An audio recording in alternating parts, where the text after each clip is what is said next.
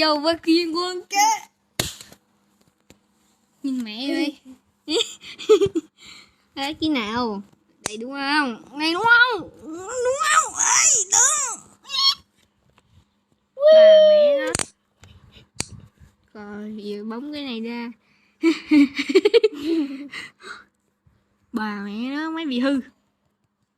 Ủa gãi. Coi là cái câm kia.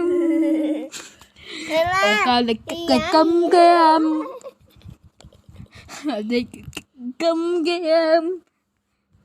À bà giờ bấm em. Bà mẹ mày. Ai đó máy hư rồi.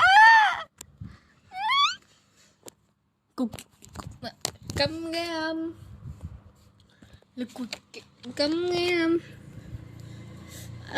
mà phim